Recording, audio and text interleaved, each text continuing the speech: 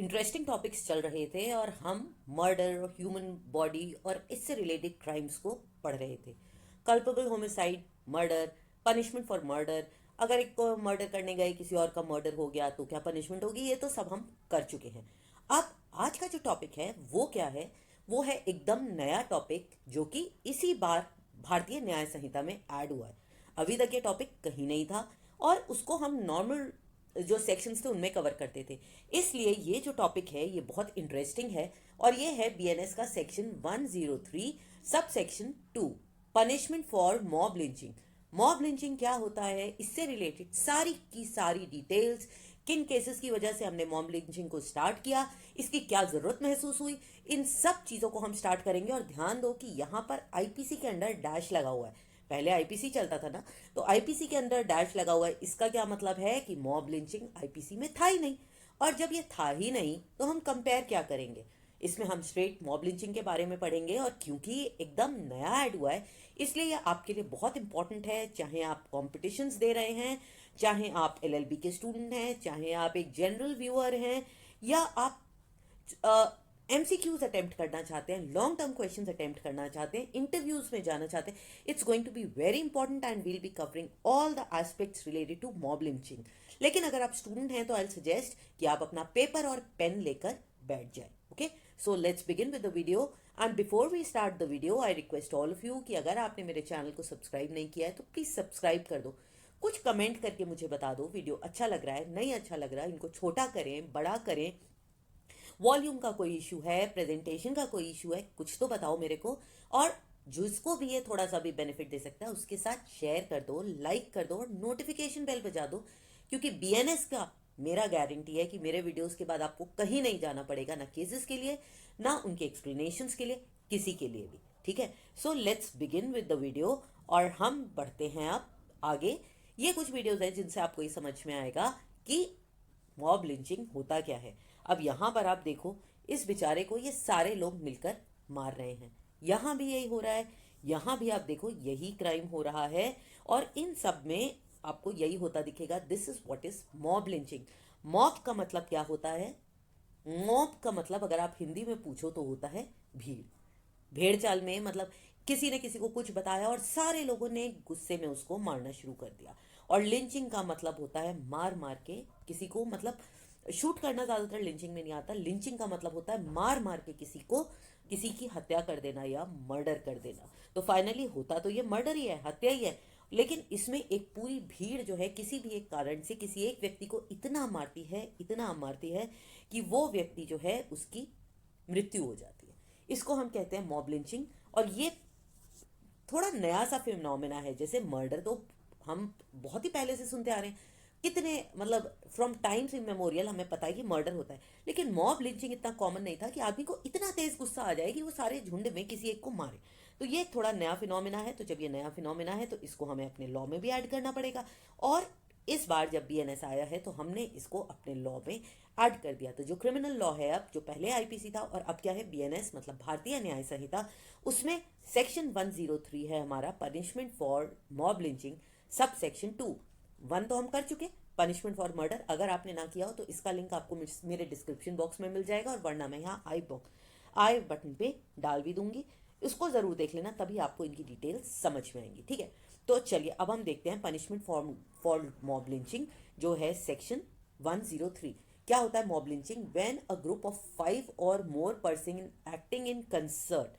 तो यहां पर इंपॉर्टेंट क्या है, हमें किस चीज पे ध्यान देना है कि यहां पर कितने लोग होने चाहिए? 5 या मोर देन 5, 5 या 5 से ज्यादा लोग एक्टिंग इन कंसर्ट मतलब एक साथ काम कर रहे हैं। देखो 1 2 3 4 5, 5 या 5 से ज्यादा लोग ये सब इकट्ठे काम कर रहे हैं। ये नहीं है कि एक जना मार रहा है, दूसरे ने आके एक लगाया और वो चला गया, फिर बाद में कुछ देर बाद तीसरा आया, मतलब पहले एक ने कुछ दिन मारा और फिर ये चला गया, फिर दूसरा आया, फिर दूसरे ने मारा, फिर नहीं।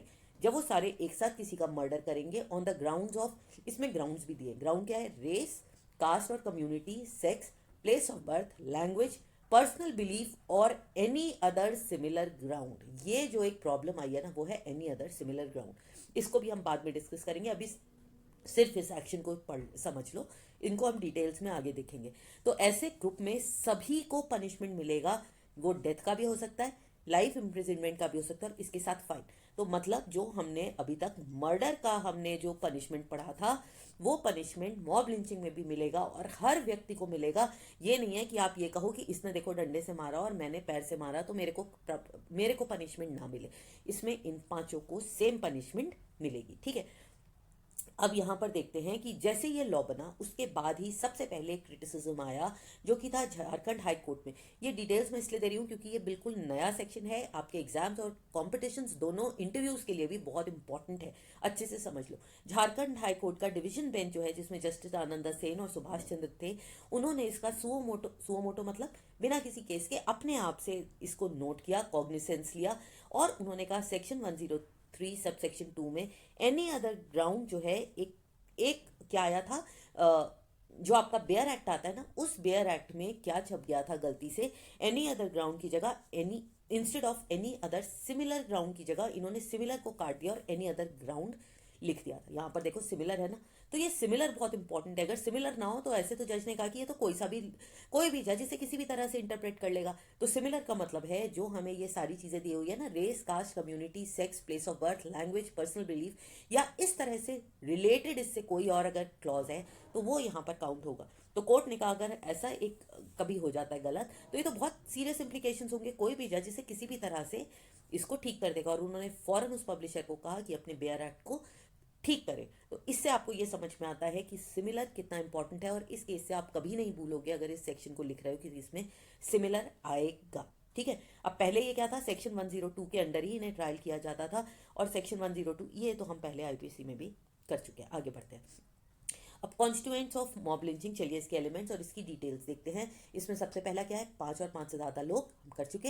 एक्टिंग इन कंसर्ट, एक साथ काम कर रहे हैं, मतलब ये जितने भी लोग हैं ये सब एक साथ एक ही रीजन से काम कर रहे हैं, ठीक है। और फिर ये क्या कर देते हैं, किसी का मर्डर या हत्या कर देते हैं। तो इनमें जितने भी मेंबर्स हैं पनिशमेंट क्या होगी, उनको डेथ या लाइफ इम्प्रिजनमेंट की पनिशमेंट मिलेगी और वो फाइन भी हो सकता है। तो पनिशमेंट भी इसमें छोटा नहीं है, बड़ा पनिशमेंट है और वो मर्डर का है। नॉन कल्पेबल होमिसाइड या फिर culpable homicide not amounting to murder नहीं है, इसमें एक तरह से पूरा मर्डर का ही चार्ज लगाया गया। और इसमें क्या क्या क्राइटेरिया दिए हुए हैं, कितने हैं, 1 2 3 1 2 3 4 5 6 7 और 8। इन 8 रीजन से हो सकता है। पहला क्या है, कोई भी रेस, मतलब मैं गोरा हूं या मैं काला हूं या तुम इधर के उधर के, ये नहीं। कास्ट, मेरा कास्ट क्या है वो भी हो सकता है। कम्युनिटी, मेरी कम्युनिटी, तुम्हारी कम्युनिटी, हमारा समूह, तुम्हारा समूह, कई बार ट्राइबल्स में भी कम्युनिटीज होती है ना। सेक्स, कि अगर कोई लड़की दिख गई आपने उसको जो है मारा, या फिर सारी लड़कियों ने, ये कोई भी सेक्स हो सकता है, इट्स जेंडर न्यूट्रल। लेकिन कोई एक सेक्स को आप मार रहे हो, क्यों, क्योंकि वो सेक्स को बिलोंग करता है। कोई ट्रांसजेंडर हो सकता है। प्लेस ऑफ बर्थ, की तुम इंडियन हो या तुम गाँव में पैदा हुए हो या तुम एक ट्राइबल हो, उस एरिया में पैदा हुए हो। तो उसके बाद है लैंग्वेज, कोई भी भाषा के ऊपर किसी से होना, या पर्सनल बिलीफ। अब यहाँ पर पर्सनल बिलीफ या एनी अदर सिमिलर ग्राउंड्स, ये थोड़ा सा ऑप्शन ओपन छोड़ा हुआ है क्योंकि एक क्रिटिसिज्म इसका ये भी आया है कि इसमें रिलीजन को ऐड नहीं किया है, जबकि आजकल जो ज़्यादातर मॉब लिंचिंग के केसेस आए हैं वो आए हैं रिलीजन पर। अब आप मुझे कमेंट बॉक्स में ये कमेंट करके बताओ कि आपको क्या लगता है कि इसमें रिलीजन इंक्लूड करना चाहिए था या नहीं, या आपका अपना पर्सनल रीज़न हो सकता है, लेकिन रिलीजन इंक्लूड नहीं किया है। मे बी आगे के जो कोर्ट केसेस आएंगे उनमें जो भी हमारे एंटीसीडेंट्स होंगे, जो प्रेसिडेंट्स होंगे, उसमें पर्सनल बिलीफ और सिमिलर ग्राउंड में रिलीजन को काउंट कर लिया जाए और आगे के जो हमारे कोर्ट में केसेस आएंगे उसी के बेसिस पर हमारा ये क्लॉज जो है ये डेवलप भी होता जाएगा। तो अब चलिए कुछ इसके क्रिटिसिजम्स और डिस्कशंस देखते हैं और ये भी आपको अपने पेपर में बहुत हेल्प करने वाले हैं। सबसे पहला क्या है, इनएक्यूरेसीज ऑन डिस्क्रिमिनेशन। मतलब ये जो है लैंग्वेज बड़ी अनक्लियर है कि इसमें पर्सनल बिलीफ जो मैंने अभी कहा या फिर अदर सिमिलर ग्राउंड्स ये क्या है। ये जो एम्बिग्विटीज़ हैं, ये जो कोर्ट्स हैं, उनके डाइवर्जेंट असेसमेंट्स हो सकते हैं, इरोनियस इंटरप्रिटेशन, मतलब वो इंटरप्रिटेशंस जो कई बार गलत लगे। एक कोर्ट ने मतलब कोई डिसीजन दिया जो कि आगे जाके इन्होंने तो कहा सही है लेकिन आगे जाके वो गलत लगे, क्यों, क्योंकि ये एम्बिग्यूअस छोड़ दिया है, कन्फ्यूजन इसमें छोड़ दिया है और ये लैंग्वेज अनक्लियर है। बट कोई बात नहीं, आगे के जो हमारे केसेस आएंगे उसमें ये एम्बिग्विटीज़ अपने आप रिलीज होती चली जाएंगी। कंसर्न रिगार्डिंग वाइड डेफिनेशन, तो कुछ ऐसे माइनॉरिटीज़ भी हो सकते हैं, कुछ ऐसे बड़े सेंसिटिव ग्रुप्स भी हो सकते हैं जिन्हें ये पर्सनल रिलीफ जो है इसको ये कहते हैं कि ये जो है मिस एप्लीकेशन हो सकता है, इसमें अपने पर्सनल बिलीव्स या फिर जो हमारे जजेस हैं उनका अपना पर्सनल इंटरप्रिटेशन भी हो सकता है, जो कम्युनिटीज़ का प्रेशर होता है या फिर जो सोशल मीडिया का प्रेशर हो सकता है वो भी हो सकता है। तो इसमें जनरल हेडिंग्स जो है इसमें मिसअंडरस्टैंडिंग्स होती हैं, रिलीजियस मोटिव जो है वो इसमें इंक्लूडेड नहीं है। डेथ पेनाल्टी के लिए भी यहाँ पर कहा गया है कि डेथ इसमें इंक्लूडेड नहीं होना चाहिए था। कैपिटल पनिशमेंट तो हम वैसे भी हटाना चाहते हैं, बहुत सारे जो ह्यूमन राइट्स के ग्रुप्स हैं वो इसके अगेंस्ट तो मर्डर के लिए भी थे। तो वो कहते हैं मर्डर तो छोड़ो, वहां से हटाया तो है नहीं, ऊपर से मॉब लिंचिंग में भी इसको डाल दिया है, तो ये भी एम्बिगुअस है। आप मुझे बताओ आप इस बारे में क्या सोचते हो, कमेंट बॉक्स में लिखकर बताना। आर्ग्यूमेंट्स इन सपोर्ट, अब हम देखते हैं इसके सपोर्ट में कौन लोग कहते हैं। वो ये कहते हैं कि ये इफेक्टिव डिटरेंस तभी होगा जब इसमें डेथ पेनाल्टी होगी। तो मॉब लिंचिंग जो है ये ग्रुप बेस्ड वायलेंस, और आजकल सोशल मीडिया के टाइम में फटाफट एक फेक न्यूज़ भी हो सकती है, कोई भी एक रीज़न हो सकता है और लोग खटक से इकट्ठे हो जाते हैं, एक सेकंड लगता है उन्हें इकट्ठा होकर ऐसी ग्रुप बेस्ड वायलेंस करने में, और फिर वो राइट्स में भी कई बार कन्वर्ट हो जाती है। तो वो कहते हैं डेथ पेनाल्टी जो है वो एक डेटरेंट का काम करेगी। अब ये आपका डिसीजन है कि आप अगेंस्ट में काम कर रहे हो या सपोर्ट में, मुझे ज़रूर बताना, ठीक है। अब रीजंस अगेंस्ट डेथ पेनाल्टी क्या है? ह्यूमन राइट्स ऑब्वियसली, वो तो कहते हैं कि कैपिटल पनिशमेंट नहीं होना चाहिए। और सेक्शन 103 का फ्यूचर क्या समझ में आता है कि इसमें ये लग रहा है कि ज़्यादातर जो पब्लिक व्यू होगा, जो आगे के हमारे कोर्ट केसेस आएंगे, वो पर्सनल बिलीफ और सिमिलर जो हमारे ग्राउंड्स दिए गए हैं उसको डिफाइन करते चले जाएंगे, और ये हमारा आगे चल के डेवलप ठीक से हो जाएगा। अब कुछ ये देखते हैं कि मॉब लिंचिंग के कुछ फैक्ट्स देखते हैं कि इसकी ज़रूरत क्यों पड़ी, ऐसा क्या ज़रूरत थी कि हमें इतना मेजर एक क्लॉज ऐड करना पड़ा। तो एक रिपोर्ट ये बताती है कि 2097 मतलब 2000 से ऊपर ऐसे मर्डर्स 2000 से लेकर 2012 मतलब 12 साल में हमारे पास 2000 से ज़्यादा केसेस मॉब लिंचिंग के हुए हैं, और 12 से ज़्यादा स्टेट्स में। तो आप देखो ये फैलता चला जा रहा है, जो पहले कभी एक स्टेट की प्रॉब्लम रही होगी, एक लोकेलिटी की प्रॉब्लम रही होगी, वो 12 स्टेट्स में जा चुका है, और 2000 से ज़्यादा केसेस हो चुके हैं जो कि बढ़ते ही चले जाएंगे। दूसरा क्या है, ये हिस्टोरिकल इशू जो है कास्ट वायलेंस का, कई बार दलित से भी रिलेटेड है, रिलीजन बेस्ड भी हो सकता है। कास्ट एट्रोसिटीज़ बहुत ज़्यादा होती थी, मतलब कास्ट बेस्ड लिंचिंग बहुत ज़्यादा होती थी, हायर कास्ट लोअर कास्ट। तो ये एक बहुत बड़ा था, और इसका पर्पस क्या था, इसका बेसिक रीज़न क्या है? लोगों को इंटिमिडेट करना। आपको फूलन देवी वाला केस याद है? याद है फूलन देवी के केस में वो मॉब लिंचिंग नहीं थी, लेकिन उसका पर्पस क्या होता है कि जो लोअर कास्ट लोग हैं, या आपको जो लग रहा है बैकवर्ड है financially, religion wise, caste wise, उनके सामने एक एग्जाम्पल सेट करना, हम दबंग हैं, है ना। तो ये दिखाने के लिए भी मॉब लिंचिंग का सहारा लिया जाता है। और इसका सबसे पहला जो केस जो है लाइमलाइट में आया था वो था बोवाइन इशू, मतलब कैटल मतलब गाय गौ हत्या से रिलेटेड, या फिर काउ स्लॉटर गौ हत्या से रिलेटेड, जहां पर 5 दलित हरियाणा में एकदम मॉब्स ने मार दिए थे। तो 5 लोगों की सिर्फ लिंचिंग क्यों हो गई थी? क्योंकि उनको शक था कि ये काउ स्लॉटर में इन्वॉल्व है। तीसरा रीजन क्या हो सकता है? मॉब लिंचिंग जो है उससे पूरे राइट्स हो गए थे, और राइट्स का जो कॉज था मुजफ्फरनगर और कोकराझार, ये यूपी का केस था, और यहाँ पर आपको याद होगा बहुत मेजर राइट्स हुए थे, और ये पूरे के पूरे कम्युनल वायलेंस और राइट्स में कन्वर्ट हो गए थे। तो ये जो लिंचिंग का केस था वो इतना हाईलाइट हुआ। अब ये जो था ये रिलीजन बेस्ड था, यहाँ पर आप देखो ये कास्ट बेस्ड है, और ये काउ स्लॉटर है। ये सब कॉन्सेप्ट बहुत पुराने नहीं हैं, लेकिन अब बहुत बढ़ते चले जा रहे हैं। तो चलो देखें इनसे रिलेटेड क्या लैंडमार्क केसेस थे। हरियाणा के नूह डिस्ट्रिक्ट में, जो कि ज़्यादातर मुस्लिम एरिया था, वहां पर एक दलित हिंदू फैमिली को मार मार उनको इतना मारा कि उनकी हत्या हो गई। और किस लिए? क्योंकि उन्होंने सिर्फ बीजेपी को वोट दिया, जो उन्हें लग रहा था प्रो हिंदूज है। ऐसे ही उत्तर प्रदेश के जौनपुर डिस्ट्रिक्ट में एक हिंदू आदमी की हत्या कर दी थी मुस्लिम ग्रुप ने। क्यों? सिर्फ इसीलिए, जैसे हमने अभी पहले करा, हिंदू और मुस्लिम, तुमने किसको वोट देना है या किसके सपोर्ट में हो, बस इसके ऊपर उन्होंने उसकी हत्या कर दी थी। तो वोट किसे देना है, इसके ऊपर भी अब बिल्कुल भी टॉलरेंस लोगों में नहीं रह गई है। ऐसे ही उत्तर प्रदेश के हरदोई डिस्ट्रिक्ट में मुस्लिम मॉब ने 10-15 लोग एक हिंदू फैमिली के अंदर चले गए रात में, और सरप्राइज अटैक में फायर आर्म्स और डंडे से उन लोगों ने अमन राजपूत नाम के जने को मारा, और बाकियों को बहुत ज़्यादा उनको हर्ट किया। और रीज़न क्या है? ये हैं कम्युनल राइट्स। ऐसे ही बिहार के मुजफ्फरपुर में एक माइनर, मतलब 18 साल से भी छोटे बच्चे को, लड़के को बहुत मारा मुस्लिम ग्रुप्स ने, कि उसके हाथ में फ्रैक्चर हो गया। और क्या था? उन्होंने सिर्फ ये था कि बच्चा जो है अल्लाह अकबर या मियाँ जिंदाबाद, इस तरह के कुछ नारे लगाए। तो ऐसा नहीं है कि ये सारे सिर्फ मुस्लिम्स हिंदूज ही करते हैं।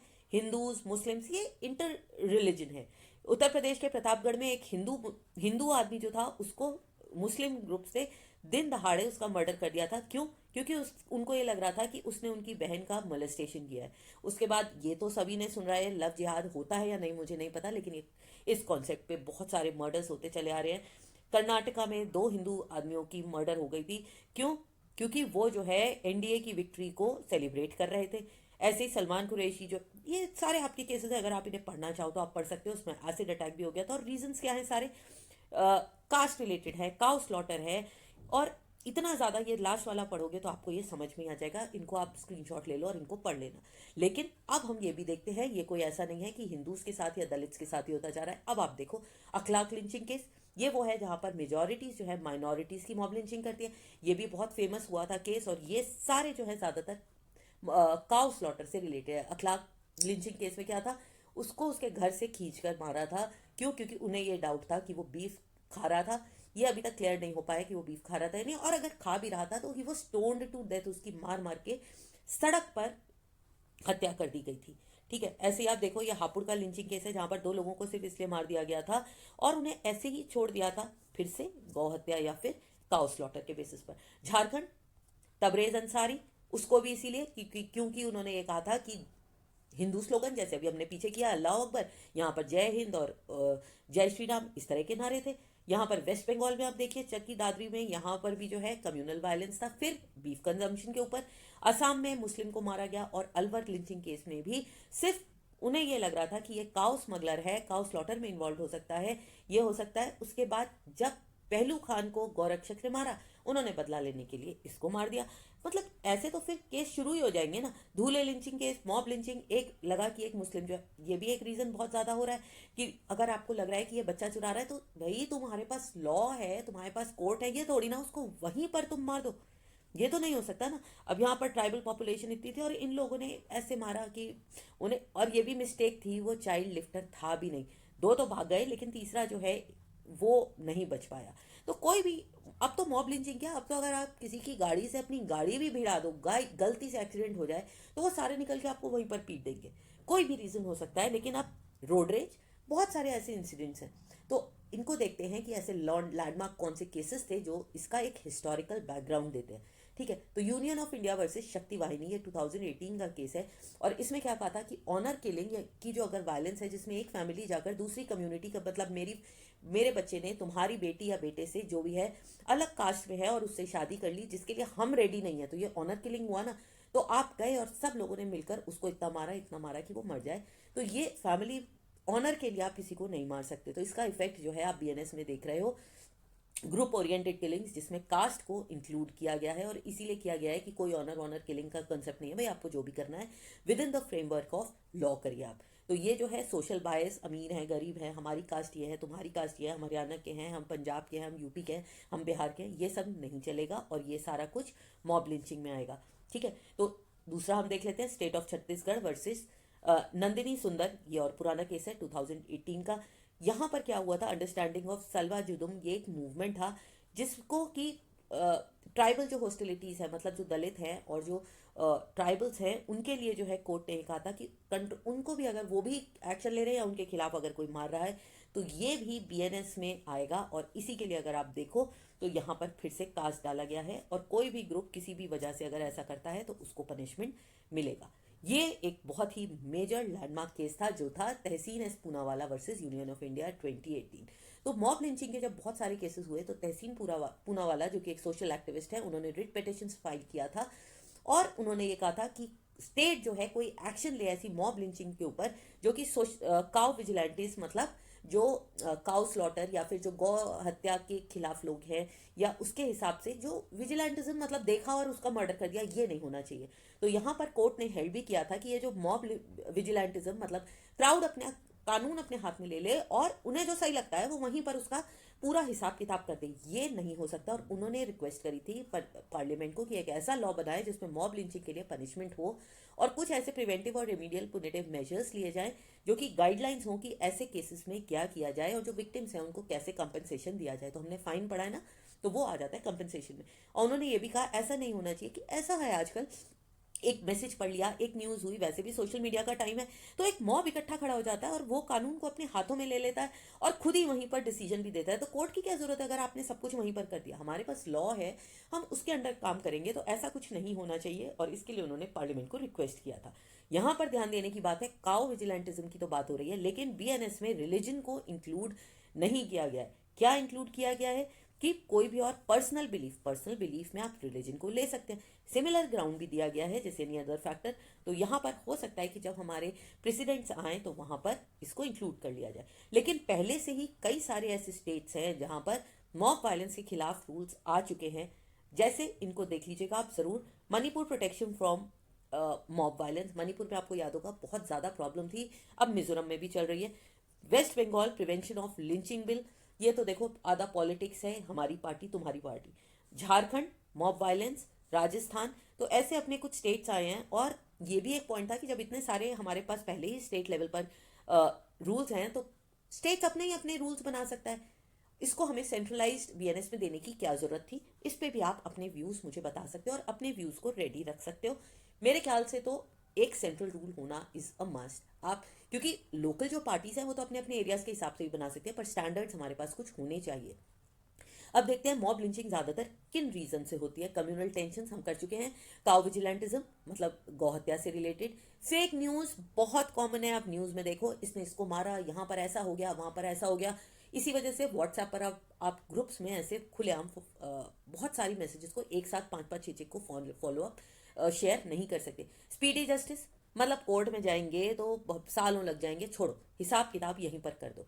तो लीगल सिस्टम पे अगर ट्रस्ट नहीं है तो ये भी एक रीजन हो सकता है। पुलिस क्या करेगी? पुलिस तो उनसे भी पैसे खा लेगी, हमसे भी खा लेगी, उन पे बिल्कुल भरोसा नहीं है, अपने आप हिसाब यहीं पूरा कर दो। या फिर पॉलिटिकल वेंडेटा, इससे रिलेटेड भी बहुत सारी मॉब लिंचिंग्स हो चुकी हैं। तुमने उसे वोट क्यों दिया, ये पार्टी वो पार्टी। पब्लिक रिएक्शन 2 दिन देखो और उसके बाद हम भूल जाएंगे।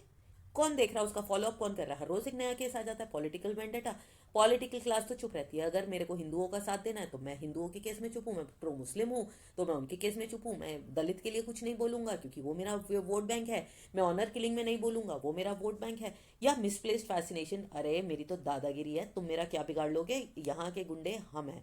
तो जैसे सलमान खान नहीं कहता, ये हर शहर का एक, सॉरी शाहरुख, पता नहीं शाहरुख खान का है शायद, हर शहर में एक ही गुंडा हो सकता है। तो ये पिक्चरों में चलता है ना, यहाँ पे रियल लाइफ में नहीं। तो टाइप्स ऑफ मॉब लिंचिंग्स क्या हो सकती है? हमने पीछे भी देखा, ऑनर किलिंग भी हो सकती है, बोवाइन रिलेटेड या कम्युनल बेस्ड हो सकती है। बच्चा चुराने का भी बहुत डर हो सकता है। चोरी चोरी कर रहा है, छोड़ो, इसको यहीं पे निपटा देते हैं। विच क्राफ्ट, ऑक्यूलेंट मतलब इसे हम क्या कहते हैं, झाड़ फूंक वाले जो होते हैं उस तरह का भी होता है। चलो अब इनको देखते हैं, इनसे रिलेटेड एक आध केसेस देख लेते हैं। तमिलनाडु ऑनर किलिंग, यहाँ पर एक यंग कपल बताओ जो शादी कर लिया, उन्हें ये लगा कि वो भाग गए हैं क्योंकि वो दोनों कास्ट में थे, फैमिलीज को एक्सेप्टेबल नहीं लगा, उन्होंने दोनों को मार दिया लोगों ने मिलकर। हरियाणा, यहाँ भी यही हुआ था। अगर आपको ये इंपॉर्टेंट लगते हैं केसेस, स्क्रीनशॉट ले लो और इनको आप सेव करके रख सकते हैं। ईयर भी मैंने आपको दिया है, सारे इंपॉर्टेंट केसेस दिए हैं। और इन सब का रीजन क्या था कि आपका किसी मैरिड वुमेन से अफेयर है, कास्ट अलग अलग है, तो ये है ऑनर किलिंग, मतलब इज्जत बचाने के लिए। और इससे रिलेटेड देखिए और बहुत सारे केसेस हैं, ये मैंने कुछ आपके लिए बिल्कुल लेटेस्ट केसेस लिए हैं। ये देखो बिल्कुल नवंबर के केसेस हैं कि एक हस्बैंड को अ, मतलब 20 ईयर ओल्ड लेडी वो जो है अब विडो हो गई। क्यों? क्योंकि उसके हस्बैंड को सिर्फ इसलिए मार दिया कि दोनों ने शादी कर ली। 1 महीने का बच्चा डेड मिला, क्यों? क्योंकि उसके माता मम्मी पापा को मार दिया था। ऐसे आप देखो बिल्कुल लेटेस्ट केसेस हैं, 10-10 दिन के, 2-2 दिन के गैप पे। अब क्या बताऊं, आप इनको फॉलो अप कर सकते हो, मैंने उनकी स्क्रीनशॉट्स दे दिए। कम्युनल बेस्ड वायलेंस, ये भी बहुत इंपॉर्टेंट केसेस हैं, इनको भी ध्यान रखना। जो मैंने आपको बताया था, ये एक आईएएस ऑफिसर का केस था जहां पर गोपालगंज में उसको कार से निकाल कर मार दिया था। क्यों मारा था पता करके बताना क्या था, क्योंकि इसने एक एक्शन ले लिया था और किसके खिलाफ लिया था वो इंपॉर्टेंट है। अलवर ये हम कर चुके हैं, झारखंड में मारा है, ये मुस्लिम्स को मारा है, ये हिंदूज को मारा है, दलित को मारा है। आप इनको प्लीज इनका स्क्रीनशॉट लेके इनको पढ़ लीजिएगा और नोट करके रख लीजिएगा। फिर आता है सस्पिशन ऑफ चाइल्ड लिफ्टिंग, मतलब आपको ये लगा कि तबरेज अंसारी ये चाइल्ड लिफ्टर नहीं था, लेकिन आपको एकदम से लगा उसने चुराया, हो सकता है वो उसे बचा रहा हो, और उन्होंने वहीं उसका हिसाब किताब कर दिया। ऐसे ही यहाँ पर भी सिर्फ इसलिए क्योंकि वो मॉब लिफ्ट, उन्हें लगा कि वो चाइल्ड लिफ्टर है। महाराष्ट्र हो, असम हो, तमिलनाडु, हर जगह यही हो रहा है क्योंकि उन्हें ये लग रहा है कि ये लेडी या फिर कोई आदमी वो चाइल्ड लिफ्टर है। अब आते हैं हम थेफ्ट के केसेस पर। नागालैंड, आप ये देखो सारे नए नए केसेस हैं। पहले जमाने में लोग पुलिस के पास जाते थे, लेकिन अब पुलिस की तो उन्हें ज़रूरत ही नहीं। अरे हम है ना दादा यहाँ के, हम ही कर लेंगे। ये देखिए, चोरी का उन्हें लगा, उन्होंने मार दिया। नागालैंड, तेलंगाना, झारखंड, राजस्थान, और ये तो बहुत इंपॉर्टेंट फेमस केस भी हुआ था, मधु लिंचिंग केस, जिसमें मधु की डेथ जो है, मतलब एक लड़की थी और वो मेंटली चैलेंज थी। उसको सिर्फ ये लगा, वो मेंटली चैलेंज थी, उसे नहीं पता वो क्या कर रही है, लेकिन फिर भी उन्हें लगा कि वो क्या चुरा रही है, चावल। हो सकता है उसे भूख लगी हो, तो क्योंकि वो ये चुरा रही थी तो उसको मार दिया। ये कहीं से भी आप इसको जस्टिफाई कर सकते हो। और फिर उनमें से जो 14 लोग थे, उनमें से 13 को 7 साल की सजा मिली और उसको नॉट अमाउंटिंग टू मर्डर में काउंट किया गया। लेकिन अब जो मॉब लिंचिंग है उसमें आप देखो ये वाली पनिशमेंट है ही नहीं। अब वो पनिशमेंट सिर्फ मर्डर जितनी है। तो वो डिपेंड करता है ना जज पे, आपको और एविडेंस पर किस केस में ट्राई कर रहे हो। पर अब वो केस क्लियर है। ऐसे विच क्राफ्ट, मतलब यहाँ पर आप देखो असम, झारखंड, उड़ीसा, सब जगह यही है। उन्हें ये लगा कि वो जो है विच क्राफ्ट, मतलब जो झाड़ फूंक होती है, क्या कहते हैं हम उसे, जो तंत्र मंत्र होते हैं, उसका अगर काम कर रहे हैं तो वो विच क्राफ्ट खेलेंगे और उसको मार देना। ये देखिए कितने सारे आपको ऐसे केसेस मिलेंगे, और आप अगर सर्च करोगे तो आपको लेटेस्ट वाले भी बहुत सारे केसेस मिल जाएंगे। चलिए, अब थोड़ा सा बहुत सीरियस हो गया मैटर। ओहो, मैंने तो आंसर ही बता दिया। अब एक बार इसको भी देख लेते हैं कुछ। Now it's time to think, get your brains working. Okay, which of the following is not included in as a ground for mob lynching in BNS? अब ये तो मैं आपको बता ही चुकी हूँ, अब क्या बताऊँ, रेस, रिलीजन, पर्सनल बिलीफ या फिर प्लेस ऑफ बर्थ। तो इसका आंसर क्या है, रिलीजन, मतलब हमारी जाति को इसमें इंक्लूड नहीं किया है। ठीक है, जाति को किया है, सॉरी, कास्ट को हम क्या कहते हैं, हमारे धर्म को इंक्लूड नहीं किया। ठीक है, अब हम आते हैं एक और क्वेश्चन यहाँ पर। इन विच केस सुप्रीम कोर्ट ने जजमेंट दिया था कि मॉब का जो टेंडेंसी है अपने आप ही डिसीजन दे देने का, ये बिल्कुल कंट्रोल के बाहर जाता जा रहा है। लेकिन किसी भी इंडिविजुअल को ये कैपेसिटी नहीं है कि वो कानून को अपने हाथ में ले ले और किसी भी बंदे को जो उसको मिल रहा है उसको गिल्टी या फिर दोषी करार कर दे। ये किस में था, ये मैं करा चुकी हूँ आपको, Tehseen Poonawalla versus union of India. तो अगर आपको वीडियो अच्छा लगा हो, यूजफुल लगा हो, तो मैं फिर से कहती हूँ, please like, share and subscribe please. मतलब आप देख तो लेते हो लेकिन सब्सक्राइब नहीं करते, और शेयर भी कर दो यार, थोड़ी सी व्यूअरशिप बढ़ जाएगी, मेरा मोटिवेशन बना रहेगा। वरना बीच बीच में डाउन हो जाता है, फिर आप कहते हो वीडियो नहीं बना रही हो। Okay, so see you in the next video with the next section. Till then, bye bye.